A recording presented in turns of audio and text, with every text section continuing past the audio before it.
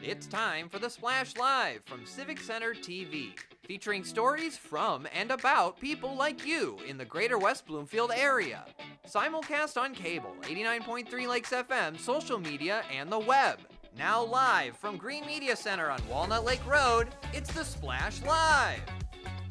Live, local, social, it's the Splash Live on Civic Center TV. Welcome friends and neighbors, I'm Tyler Kieft. Thank you for joining us. Close to home, a lifelong dream is fulfilled for athletes in the West Bloomfield School District. A proud day for students and parents and all that are encompassed in Laker Nation. We go out live to West Bloomfield High School and Civic Center TV's Jake Schaff with more. Jake.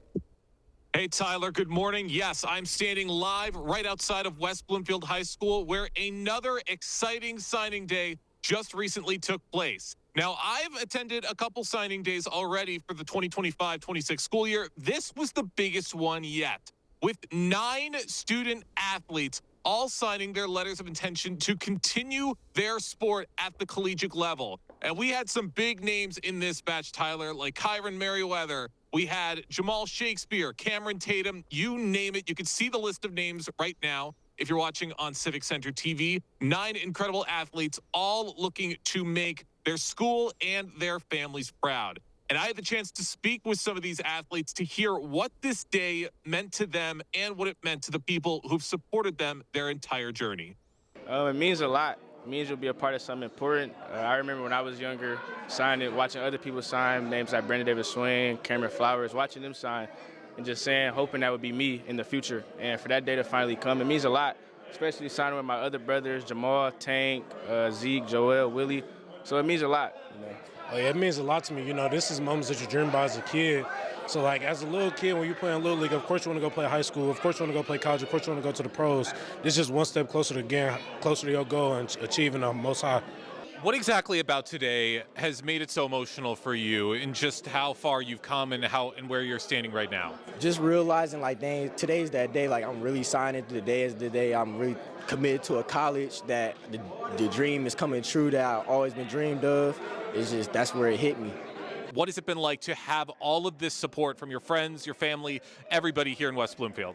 It's been truly amazing. Like, I could not name a time, a meet that I was at where nobody was in the stands for me. It's been my friends, my family, my siblings, my parents, everyone, my coaches just always being there for me. And it's just so important for me to have that in my life because I'm very family oriented. So I'm just very grateful for everyone.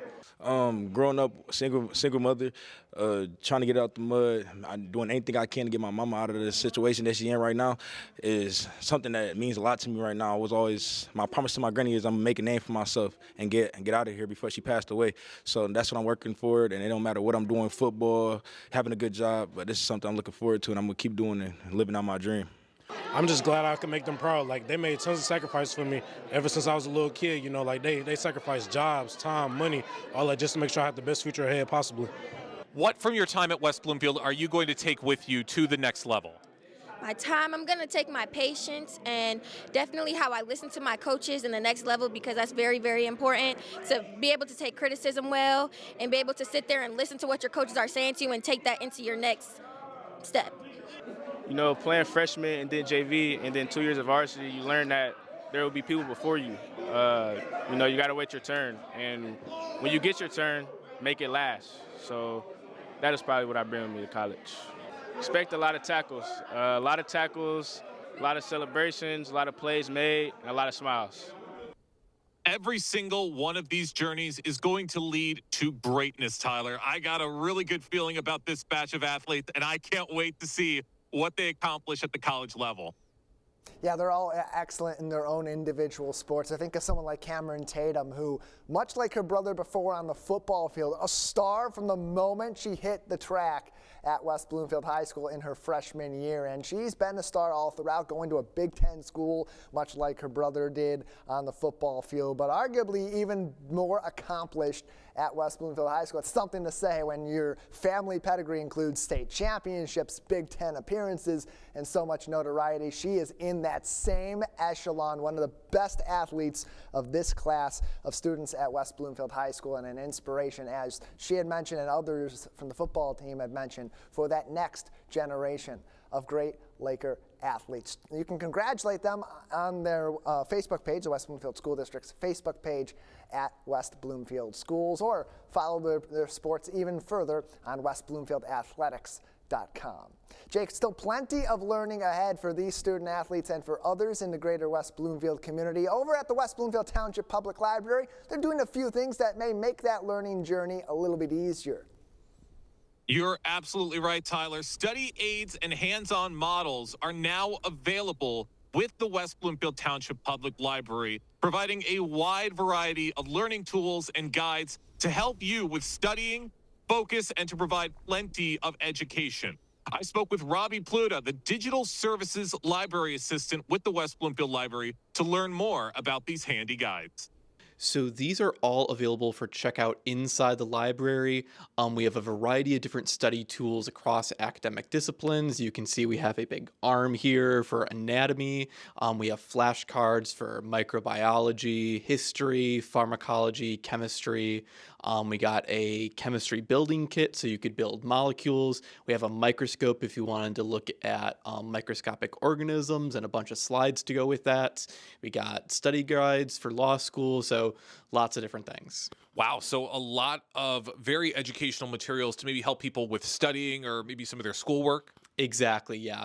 This kind of came about because I was taking science classes back from my undergrad, and they let you look at models and stuff for biology or science, but only while you're in the lab, and you get an hour per week. So if you want some study time outside of that, using these at the library might be a good idea. So what would you say are maybe some of the benefits of utilizing hands-on models like the ones we have here? Well, in terms of academic performance, these are very similar, if not exactly, to the ones that you'd be using at least in an undergraduate level course. So it might be on the test, literally. But also because you're using it here in this public space where you have access to these materials, it's offering an opportunity for someone or students who might not be able to go out and purchase flashcards on their own or have access to these 24/7. So providing opportunity for students as well. Are these permanent additions with the library, or are these a limited time thing? These are permanent.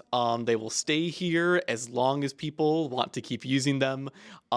If we see a lot of interest in the collection, we definitely are thinking about expanding it as well. And I am very open to suggestions or feedback. I don't know every discipline and every subject, so if there's something for business or engineering or math that I wouldn't have thought about, I would definitely like to hear that as well.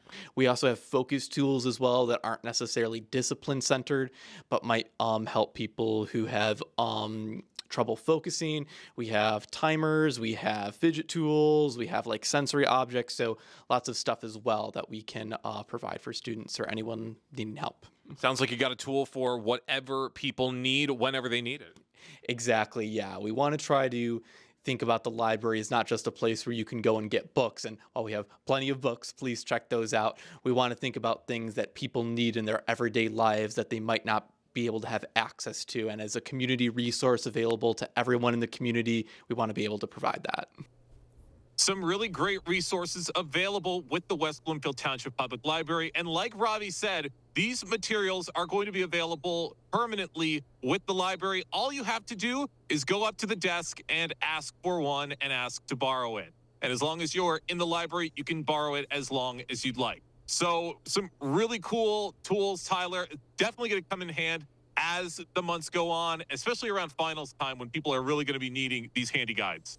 Yeah, these things make learning a little bit easier, especially for those history lessons in high school, some of those AP students at the high school level, and so many of our local students who end up going into scientific fields, especially medicine, having some of those models of the musculature and the bone structures, even the skull that they had there that you showed in that piece, that will allow people to learn a little bit more hands-on, a little more interactive, the kind of stuff you always get from the library. Jake Schaff live in West Bloomfield Township at West Bloomfield High School, where there's plenty of learning and so much more happening each and every day. Appreciate it, Jake. Thank you, Tyler. You can learn more information about the library's amenities at the main library and their West Acres branches. Just visit their website at wblib.org and follow them on Facebook and Instagram at West Bloom LIB. Winter weather can't stop outdoor recreation, but when the weather shifts from cold to warm, back and forth, your trip to the lake, the pond, or otherwise for a skate, a hockey game, or a day of ice fishing can quickly become an emergency. If it does, the West Bloomfield Fire Department will be there to save the day, and that's no easy task for them either. It requires special training for all of our firefighters here in Greater West Bloomfield. I was joined by West Bloomfield Fire Department Training Captain Jeff Letkowski for an inside scoop to take a look at what this training entails and why it's important for all of our firefighters to undergo it. Jeff, thank you for joining us. Hey, thank you for having me.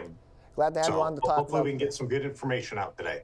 Yeah, absolutely, because not only are we going to be able to discuss some of the work that your team does to prepare for these emergency situations, but also why it's important for the people of our community to be very careful when they go out on the ice, even as the winter seems like it's back to being its usual cold self, and it's been frigid for quite a while now. You'd think with that the ice would be back to being quite solid and be very safe all across our many lakes here in Greater West Bloomfield. That's not necessarily the reality, though, is it, Captain? No, and that's a great point that you bring up, and it's one of the misconceptions with being safe on the ice is when you get the cold temperatures and then it heats up and melts and then it freezes again, the ice is actually not as strong as it typically was the first time that it froze.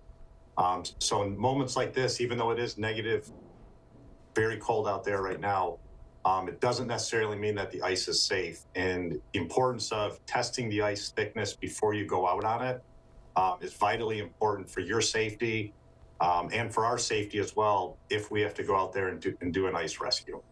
There's great information on how to test that and what are some of the parameters you're looking for on their Facebook page. Follow the West Bloomfield Fire Department on Facebook at WB Fire Department. Captain Letkowski, there's so much training to go in this. This is very much a loaded question, but when your first responders go through this training, what sort of is that process for them to learn? What will go into ice rescues on the many different lakes here in Greater West Bloomfield? Yep, so every year we go out there with all of our firefighters and we practice ice rescue training. As you know, West Bloomfield is full of beautiful lakes, streams, and ponds, really anywhere you turn. The one thing that we practice when we go out there is we have our Mustang suits, which is a dry suit that keeps us safe when we go into the water.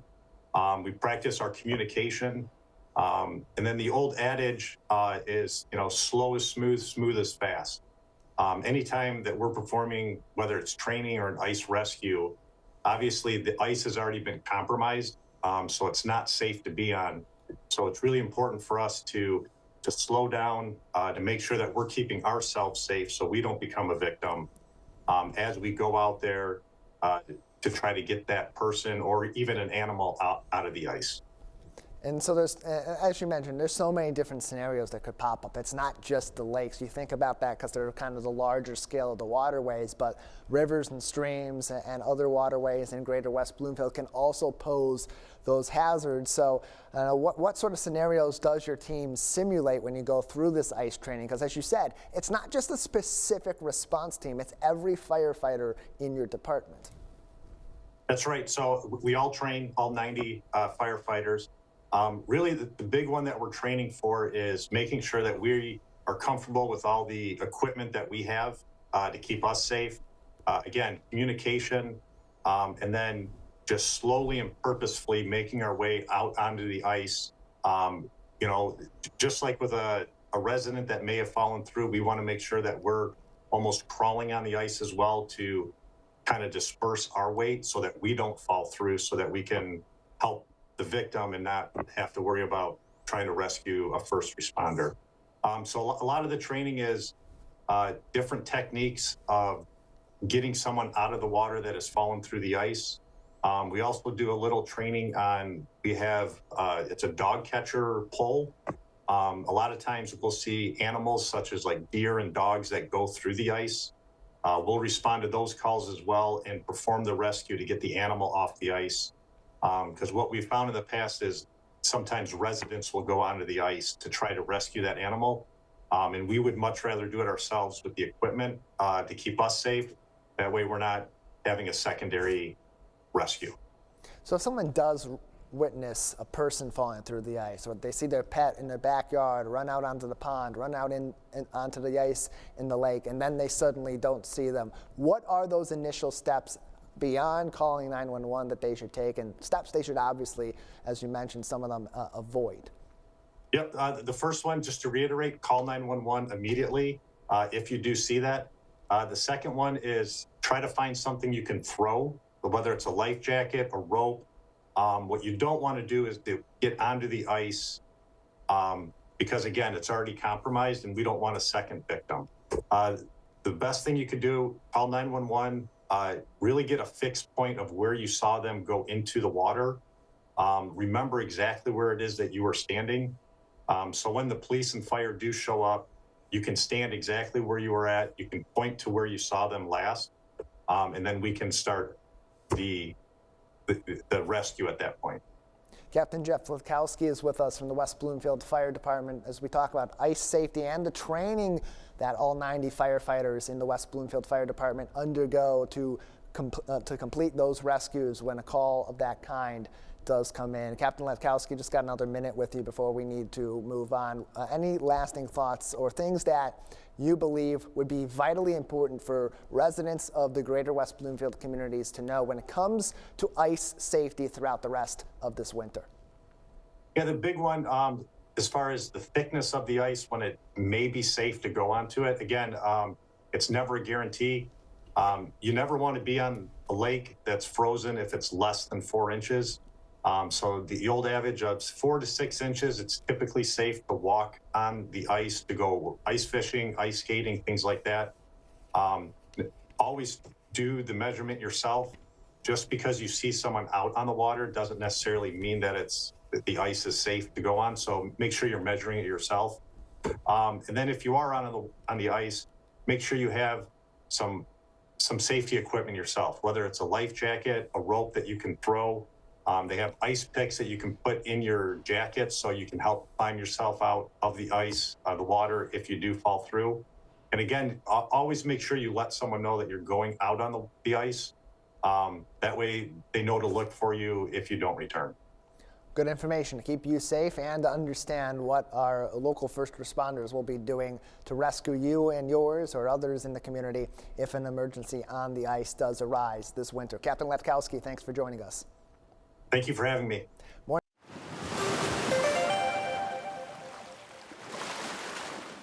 You can find more information from the West Bloomfield Fire Department about ice safety and more things you need to know this winter to keep yourself safe out in the community and, of course, in your home. Follow them on Facebook at WB Fire Department.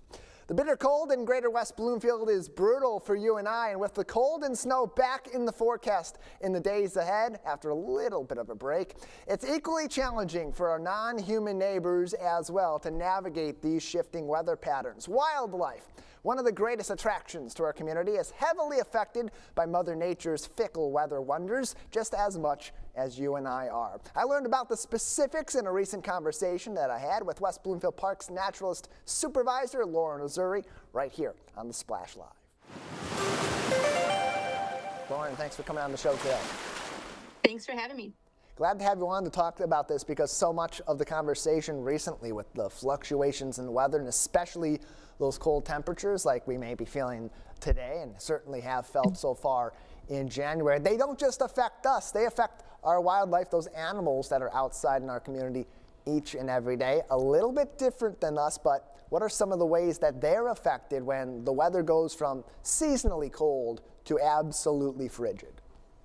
It really depends on the species because all of them handle and take care of winter in different ways and have special adaptations.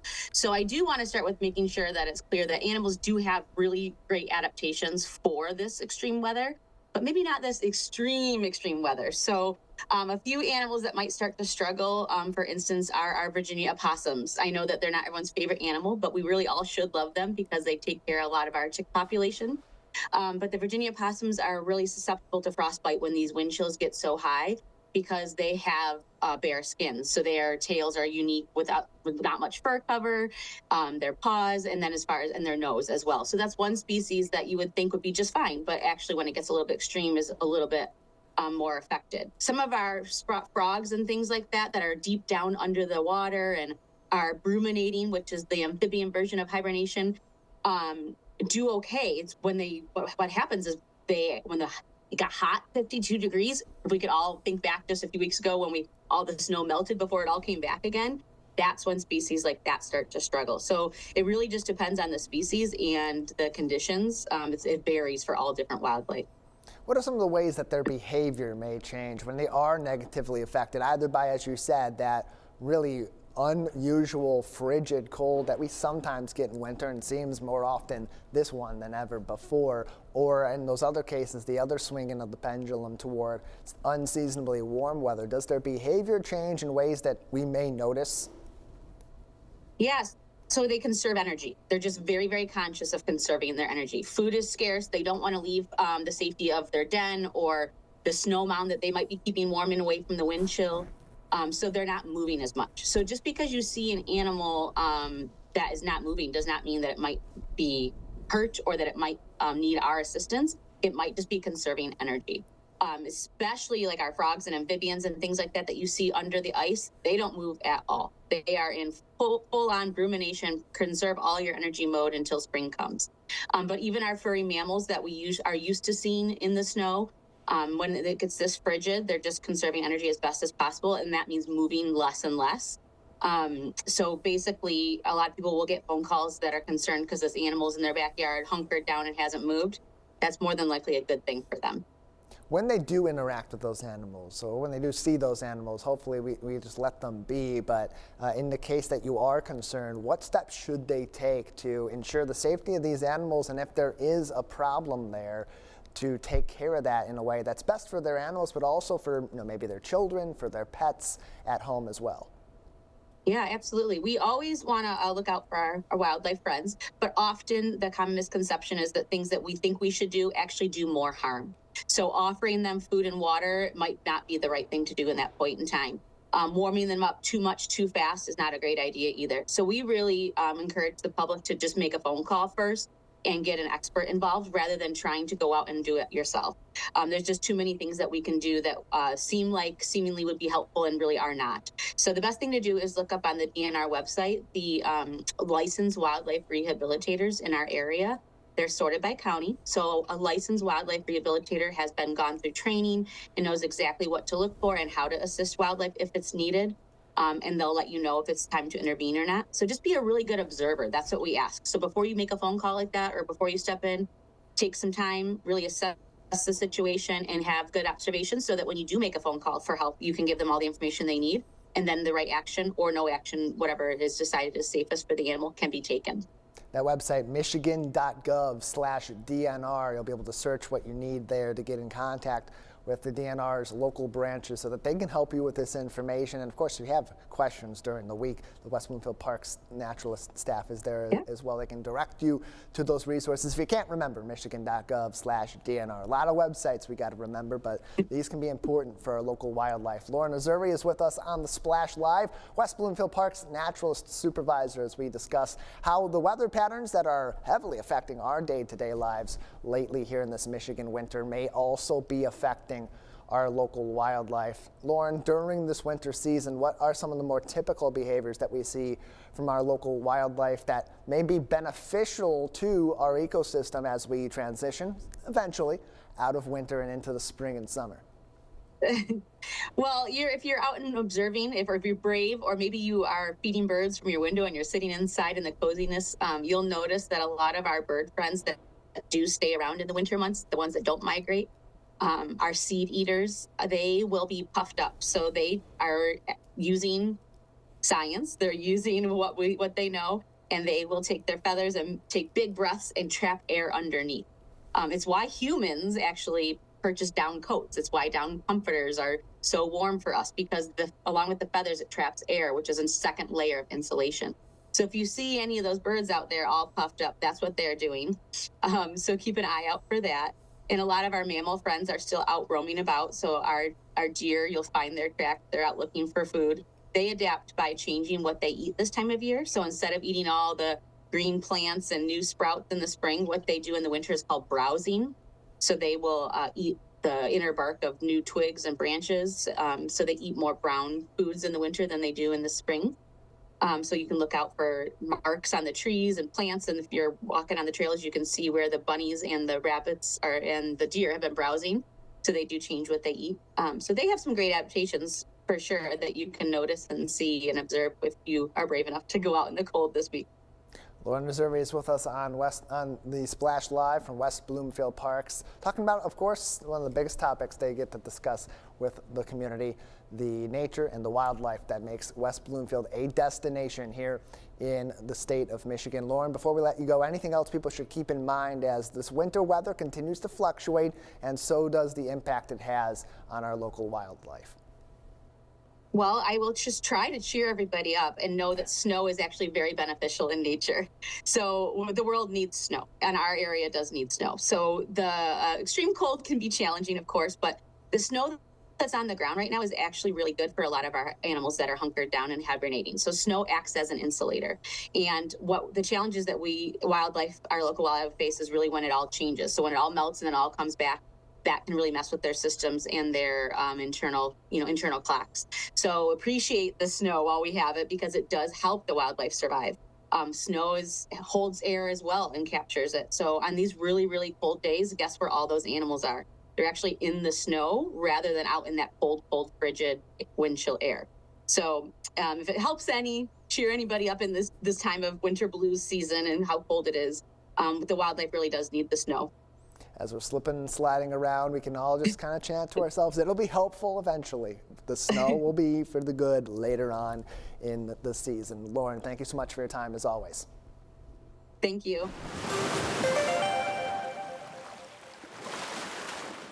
Always appreciate having Lauren Missouri on the program to give us the latest insight on our wildlife here in Greater West Bloomfield. It has such a unique experience with all of our different wetlands and woodlands. And as we experience a quite unique winter season in Greater West Bloomfield, so do they as well. More information, follow West Bloomfield Parks on Facebook at WB Parks or visit their website at wbparks.org. A rare opportunity is on the horizon for Greater West Bloomfield's resident music aficionados. It's not often that you see the Detroit Symphony Orchestra right in our backyard. However, the Polish Institute of Culture and Research at Orchard Lake is bringing that opportunity to the Tri-Cities on February 13th when the Casa Piano Quartet will perform at the beautiful Galleria on the campus of Orchard Lake Schools. Here to tell us more is Anya Biachuk, the Associate Director for Polonia Affairs at the Polish Institute. Anya, thanks for joining us today. Thanks for having me, Tyler. Happy to have you on as these members of the Detroit Symphony Orchestra are set to perform right here in the city of Orchard Lake Village. Give us a little bit of the backstory of how this all came together in our community. Honestly, we're so excited. As we've been developing programming at the Polish Institute, we've really wanted to create an environment that was welcoming for artists, for performers alike. And we've been so blessed to have wonderful results coming out of the interest of people coming to the Galleria, for performers reaching out to us. It's really organically developed, and we are thrilled with this season. And it's going to be a great concert because they're going to be performing a number of different pieces from notable artists throughout the history of classical music that, each represent different facets of romanticism. So, how does that element fit into the story behind motivating your team to bring this event to the Polish Institute? Well, you know what? I think the timing is perfect, right? With Valentine's Day around the corner, it's the perfect occasion to sort of marry in these romantic pieces. The romance of our Galleria, the beautiful winter landscapes that we have surrounding us, and showcase these pieces. So the featured works that we're having are actually lesser known. They're not played as often, which is what makes this particularly special, because you don't have to come. I mean, I always encourage people to come with a loved one, with a friend, because sharing music with someone is really a special experience. But it's a moment in itself. If you like music yourself, it's the environment itself and the beauty of having the musicians there in person is absolutely fantastic. In that main area of the Galleria, it's a little bit of a smaller, more intimate environment than you typically would have a concert, especially for a quartet. But at the same time, that environment with its open spaces, its high ceilings will allow acoustically for you to really immerse yourself in the performance as well. So, was that part of the reason why you put it in the Galleria, or was there other motivation also as you put this small, intimate concert together at the Polish Institute? Right. Well, the Galleria has gone a pretty extensive renovation through the pandemic years. So one of the key points was the acoustic panels. So we're incredibly proud that even though for a small setting and for a building that's had a really storied history, we're able to accommodate such high-level performances. Certainly we encourage and we want people to go to Detroit to see the symphony, but it's beautiful to be able to experience the musicians in a smaller, intimate setting, and especially when we have such a gem like the Galleria at the Orchard Lake Schools. I think, having high performances in intimate spaces, and we have a reception that follows afterwards. It's a different kind of camaraderie. It's a really special and unique experience, and we continue to give these kinds of experiences, and we're thrilled with the individuals who are coming to see us. So tickets are selling well. There's a few left, so I encourage individuals who are interested, who have been sort of waiting to pounce on these tickets, to move quickly, because it will be sold out. Yeah, it's going to be on Friday, February 13th at the Galleria at Orchard Lake Schools right here in our community. As Anya said, tickets are going quickly, and there's only a few left. They're on sale, $20 for kids and students, $30 in advance for adults as well. Very unlikely, as you're seeing on your screen, you're going to have that option for $40 at the door. These tickets will be gone very, very shortly. Anya, the excitement behind this is palpable, as you said. If those tickets are going this quickly, it means people want to attend this concert. Any plans in the future to bring more of these unique artists like those that are involved in the Detroit Symphony Orchestra to your campus? Yes, we certainly always have ongoing conversations. We have a few surprises coming in the fall, as well as some exciting plans for the upcoming season of 2026-27. But I really encourage people to engage in this year's season. We've had remarkable results. We have a few very exciting events coming up that are not musically inclined, just because we do have a wonderful collection of not only musical performances and artists, but we have art exhibitions. We have a fashion show that's coming up. It's our biannual event that's coming up on March 7th, as well as our Pisanki workshops, which is the traditional egg decorating for the Easter season on March 21st. Yeah, it's all a lot of different events that help to bring people not only to learn about Polish culture as it relates to our community here in West Bloomfield, Orchard Lake, Sylvan Lake, Eagle Harbor, and Greater West Bloomfield, but also the extensive Polish community in southeastern Michigan and in Metro Detroit, and stuff like this that helps people connect with different elements of culture. It brings them closer to the community that they're in here, while also connecting back to Poland itself. How does music factor in to making those connections? You know what? I think music and art are universal components. So it doesn't matter if you're Polish or you have any particular ties, because the essence of music and art itself unites all of us, regardless of what our background is or what our experiences are. And that's, I found in our experience here at the Polish Institute, a unique way of opening up the conversation for individuals who are learning to learn more about their culture or culture in general. The Institute has really become a cultural center, and we welcome people not only from Southeast Michigan, truthfully from all around the state. And we're incredibly proud of that, and we're thankful for the partnerships that we've been able to achieve and to maintain throughout Michigan and abroad as well. Anya Biaczuk is with us, the Associate Director for Polonia Affairs at the Polish Institute for Culture and Research at Orchard Lake. On the campus of Orchard Lake Schools, so much history that connects to our community, that connects to cultures from throughout the greater West Bloomfield area and beyond. And now a special concert featuring members of the Detroit Symphony Orchestra happening Friday, February 13th at 7 p.m. Again, those tickets are going lightning quick, so if you haven't gotten them yet, you got a little bit more time before they're gone. Tickets $20 for kids and students, $30 in advance for adults, and you can find more information on picrol.org in the meantime. Anya, fitting the vision of the Polish Institute, this is one of those things that does do that, as you said, finding those universal languages that allows people in the local area to learn about maybe their culture or another one of our many cultures from this area of Michigan. But what other things does your organization do to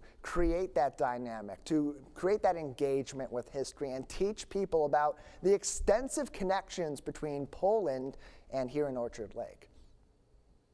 Yes, so we're uniquely positioned here at the Polish Institute because we actually are one of the pillars found under the umbrella of the Orchard Lake Schools. So our mission since the Orchard Lake School's inception of 1885 was to promote and maintain stewardship over our Polish legacy. So that not only works with maintaining that legacy on campus with our students, so that's making sure that we have Polish culture, Polish language, Polish history, so that the students who are on campus as students, as well as our staff and administration, understanding the roots of our history is particularly important because that's what carries us forward. But not only our work with the students, the Polish Institute is very keen on preserving the legacy of the Polish community here in the United States. As we know, as a country, collectively, United States is approaching its 250th anniversary. And Polish people have really been here since the very beginning. I mean, there are records as far as Plymouth Rock and Jamestown. So those histories are storied, they're extensive, and we take our responsibility of carrying that history not only through our community here in Orchard Lake, Southeast Michigan, but abroad. We take that very, very seriously. We have our Galleria with our art collections and our art exhibits, but we also have a treasure trove, an extensive collection of archives and books, pieces that date back even to the 1400s. So we take that responsibility extremely seriously. And we're just grateful and thankful for the support of the community and different partners that we have who also see the value in that, so that we can maintain these items and we can share them with the community. So events like these really help foster an appreciation for culture that isn't only focused on Poland, but appreciation of preserving our collective history and memory. This is just one of many things that will be happening at the Polish Institute on the campus of Orchard Lake Schools in the weeks and months ahead to connect our community with some of its own history and the history of our country, as Anya said, as we approach the 250th anniversary of the United States of America. Thank you so much for joining us and for previewing this exciting musical event coming to our community very soon.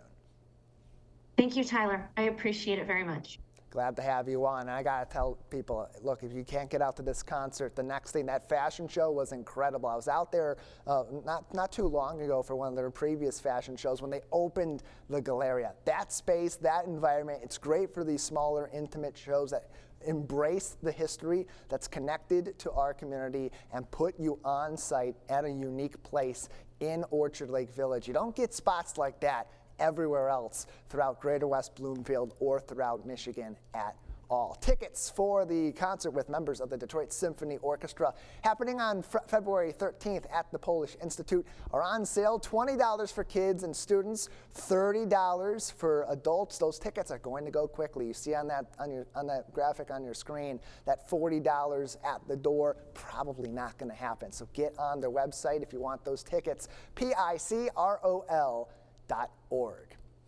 Hunting season is never on hiatus in Greater West Bloomfield, especially for archers. Thanks to Detroit Archers, which has been serving Metro Detroit's archery community for decades right here in West Bloomfield Township. These athletes can compete and hone their skills all year round with help of this dedicated organization. And one way that they do it is indoor leagues during this winter season, which includes 3D targets and more. Joining me with all the inside details is Kevin Marshall from Detroit Archers. Kevin, thanks for coming on the show today. Good morning. Thank you for showcasing our club. Yeah, glad to do it because there's so much of a connection between your club and Greater West Bloomfield, but also this unique sport that many people in Southeast Michigan engage in, especially during hunting season. But on the outside of that, they want to continue that tradition from their family, that interest that they have, and having a club like this close to home allows them to do that. So give us a little bit of insight into what is offered at Detroit Archers. Well, actually, the winter is our busy season as far as formal activities at the club. We have leagues on Sunday, Monday, Tuesday, Wednesday, and Friday evenings. On Sunday and Wednesday evenings, it's 3D archery, and Tuesdays is a target league. Friday and Monday is a target league, a special target league. And on Friday is kind of the fun league, which does a variety of different activities involved with it. And so this is in addition to our open shooting that we have on Thursday evenings and most Saturday and Sundays. Check our website, please, for availability. So we do have tournaments that occur on some weekends. So that's where the big push is during the winter season. And we've talked to you before about your outdoor courses that of course get so much traffic during the warmer times of the year. How is the experience different but also still fun and engaging for archers in our community when they do go indoors during the winter season? Well, it's kind of as far as outdoors for league services, we have two kind of offerings, the 3D courses and the Field and Hunter, which is a specific kind of layout for wherever you go. Is a Field and Hunter course is a Field and Hunter course. In the winter, it's a little different. What the indoor allows you to have is more head-to-head competition, especially for target shooting, when everybody is shooting at the same 20-yard range at the various paper-faced targets. For our 3D target shooting, we set up the same targets we'd use outside, indoors, at a variety of distances, and shoot from 30 yards indoors, maximum distance of probably 33, and kind of keep the practice. What's different about the winter is you're kind of able to form more on your form. Where outdoors, you're also dealing with terrain issues and keeping your balance is a little more balance heavy on the outdoor. And so those indoor leagues, do they vary between different skill levels for people or maybe interest levels? Are there some that are more competitive and others that are more for the casual archer? Well, I think they're all, they could be for any age group or any age group and experience group. What the leagues generally do is you handicap your scores so that when you're competing against a more seasoned shooter or a more experienced shooter, you would get handicap points to help kind of even out the playing field. Typically, it's actually harder for the more advanced shooters to win a league than it is for someone who is less experienced, because you don't have any room for error. And a person who's newer over the season will improve a lot more over the time and score more points than would a more seasoned archer. So it's open for everybody in any kind. And all of our leagues are open to guest shooters. You don't actually have to join the league to come shoot shoot a particular week if you just want to try it out. Detroit Archers is hosting these indoor leagues all throughout the winter season. You can find more information on DetroitArchers.com. You can also follow them on Facebook at Detroit Archers Inc. That's Detroit Archers INC. Kevin Marshall is the secretary of Detroit Archers, joining us on today's edition of the Splash Live to talk about these indoor leagues and other opportunities. But beyond that, what this does, like anybody that's in a bowling league or a recreational sports league for basketball or baseball over the season or any other sport, it creates a sense of community. What is that community like at Detroit Archers, especially for the indoor season where people are looking for something to do that gets them out of the house and gets them into their community? Well, once you get into a league and join a league, you'll see the same people week after week, and you form a bond and friendship with them, and you get the kind of camaraderie and competition that comes along with shooting archery. And it keeps you in your form and in your shape and in your focus. It helps you with balancing and gets you, like you say, out of the house and maybe a little away from your seasonal affective disorder issues where we don't get sunlight. At least you're out and about and enjoying something you love. And it's something that's really interesting you don't get in every single community that you have here in Greater West Bloomfield. Detroit Archers, located on Drake Road in West Bloomfield Township, as it has been for decades. Kevin, for some people that are going to be interested in this, it's because they're experienced archers. They've been looking for something to get involved. They want to get back into it. Maybe they've done it earlier on in their life. But a lot of people in our community maybe have never even thought about shooting archery. For those people, why is this something they should at least give a try? Well, I think it's a sport that you compete against yourself for the most part, and it's a sport that you don't have to be in pristine physical condition. I know I certainly am not. It's a sport that challenges your mind as much as your body, because you've got to drown out the day-to-day things, distractions that are around you, and it's a good activity, especially if you're looking to just get your mind and focus on something. That target is something that really helps kind of clear out the fog. And what sort of feedback do you get from people that do participate in this? Maybe they are regulars at your club, or maybe they're people that are, like we just were talking about, were people that were just looking for something to do to get them out of the house in the winter. When they experience this for a season or for a few seasons, what typically is their feedback to you and your club? Well, usually if we get people who come to open shooting or to our Saturday archery programs or come to a league and participate in a league as a non-member, what it really ends up showing is a lot of times they join the club and become members because it gives them access to a little bit of discounts and free shooting and free access to the club. And so that's our primary feedback. We get notes from when we get after Christmas, when kids get new bows for Christmas and they bring them to the club, and our members help set them up and get them hitting on the paper. We get notes from them of thank yous and those kind of activities is what we see. But it's really our outreach to the general public is just to promote archery in the community. And it's a little self-serving where we're always looking for additional members that want to join and experience all that we have to offer. And lastly, Kevin, we know that Detroit Archers has been in our community here in Greater West Bloomfield for so many years, and you don't really think necessarily of West Bloomfield Township or the Greater West Bloomfield area as being a big archery town. Why do you think that your organization has been able to continue to thrive in this area and wants to continue to call Greater West Bloomfield its home base?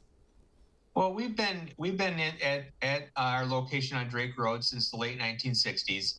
And the club is approaching its 100-year anniversary. It's the oldest archery club in Michigan. In 2028, we'll be celebrating 100 years of formal club activity. And I think we have a nice property that we enjoy and utilize all over. We have 30-plus acres of property here in West Bloomfield that we call home.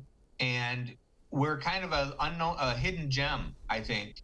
in the community that a lot of people don't really know we exist, or they stumble on us because we don't really have a big street presence, and we just get along through word of mouth and other archery organizations. That's one of those places that you may not know about until you pass by it, and then you try it out and you'll fall in love. It's a special place that's been special for so many people in Greater West Bloomfield all the way back to the 1960s. Kevin, thank you so much for your time today, as always. Thank you very much. Thanks for having me. More information on Detroit Archers is available on their website. Follow them on Facebook at Detroit Archers INC, or visit that website for information on leagues, other activities, and events and ways you can get involved and try out this unique place in West Bloomfield Township, DetroitArchers.com. for more information.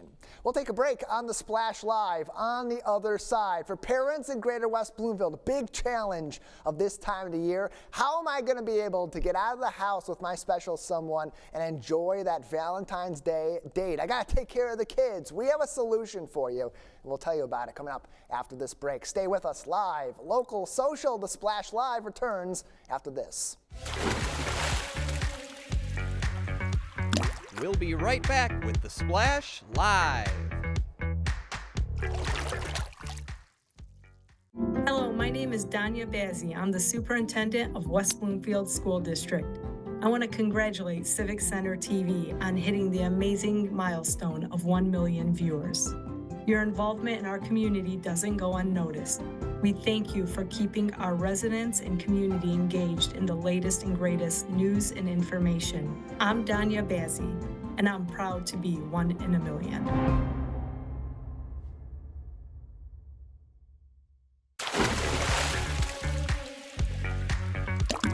And now, back to the Splash Live.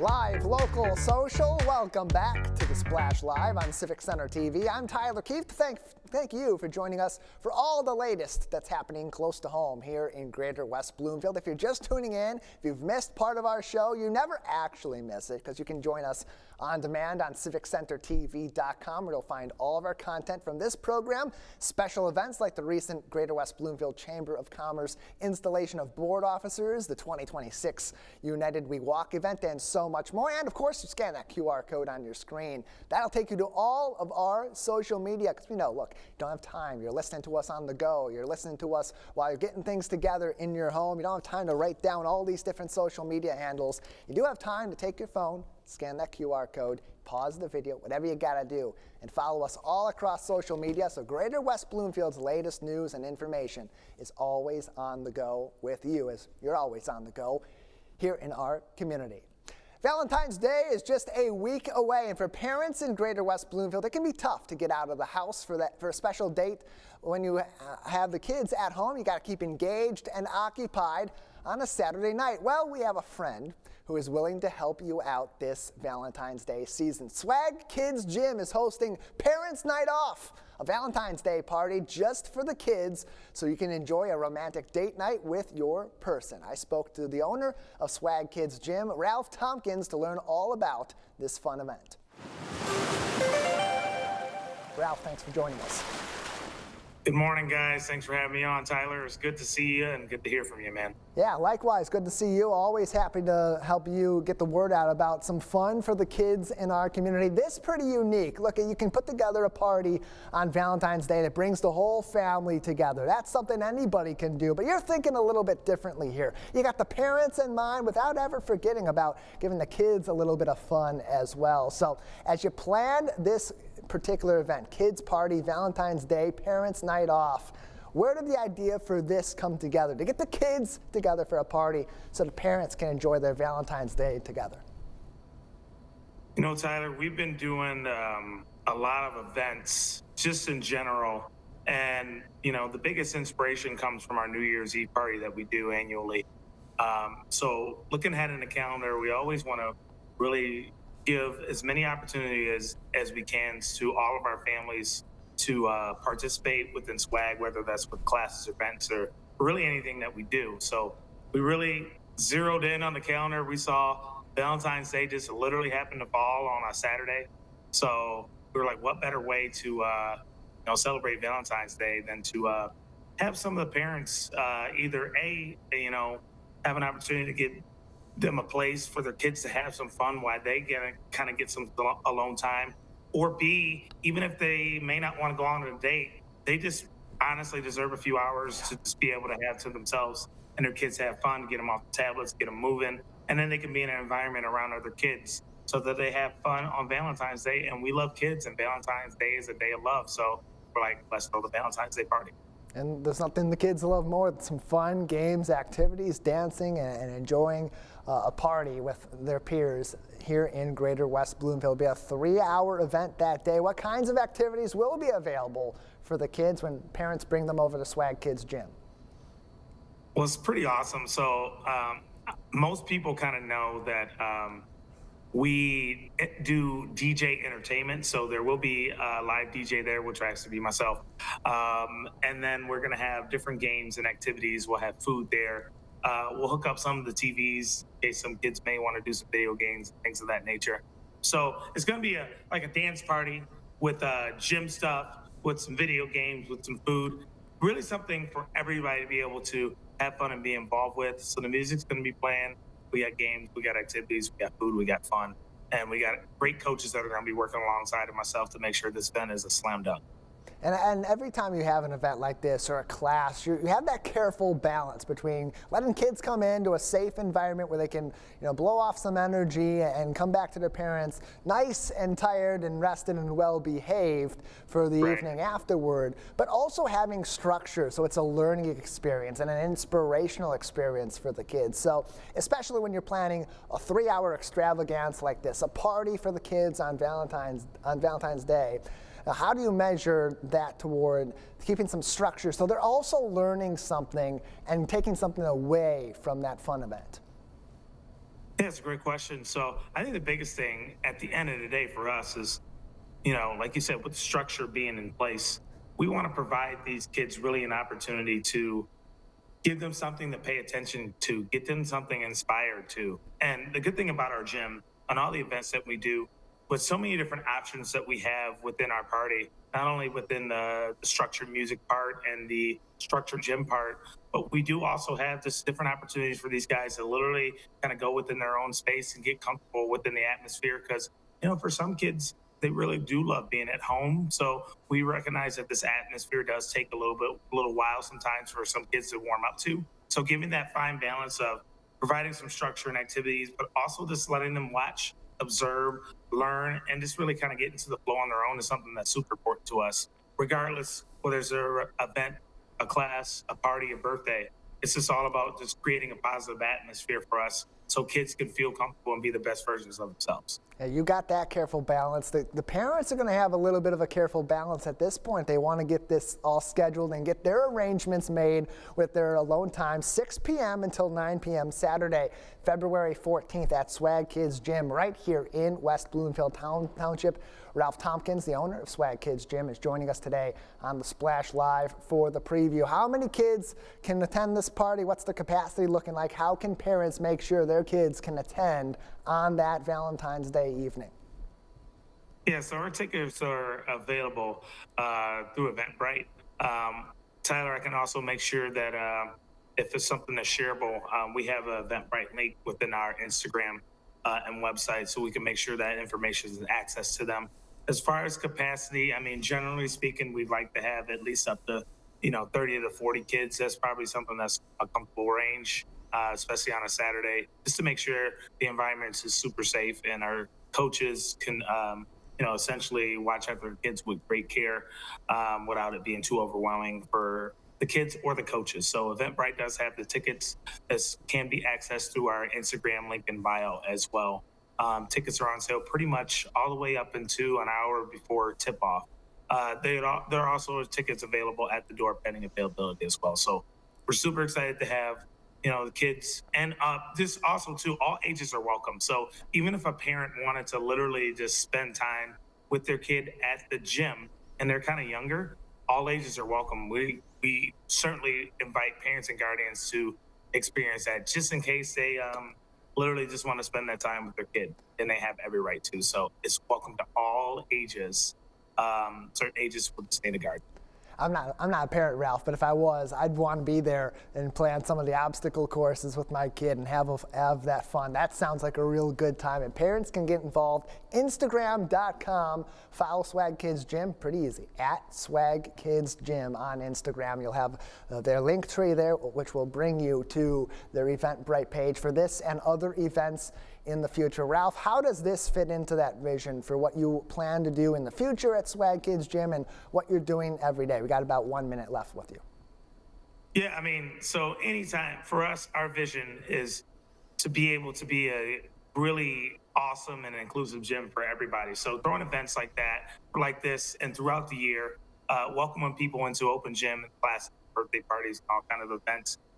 The vision is to literally be a positive influence in the community through exercise and basically positive reinforcement through complimenting these kids and these parents on how great they're doing and being the best version of themselves. So this fits right in with us, just literally opening up our doors and giving everybody the opportunity that hasn't experienced swag or has experienced swag. Come on in, have a positive experience, and just be welcome with love at the end. There's this one person that knows how to combine activity with fun and education for your kids. That's Ralph Tompkins from our friends over at Swag Kids Gym. Ralph, thanks as always for joining us. Tyler, appreciate you, man. Going to be a fun Saturday night on Valentine's Day over at Swag Kids Gym for the kids, which allows the parents to go out and have a nice calm evening away from the hustle and bustle of being a parent 7 days a week. You can learn more about that special party at Swag Kids Gym on their website, swagkidsgym.com. That's our show. I want to remind you that television that's close to home is always online on civiccentertv.com and all across our social media. Big thank you to our entire crew for making the magic happen behind the scenes, and here's to you for being part of today's adventure along with us. For our entire team, I'm Tyler Kieft. Live, local, social. It's The Splash Live on Civic Center TV.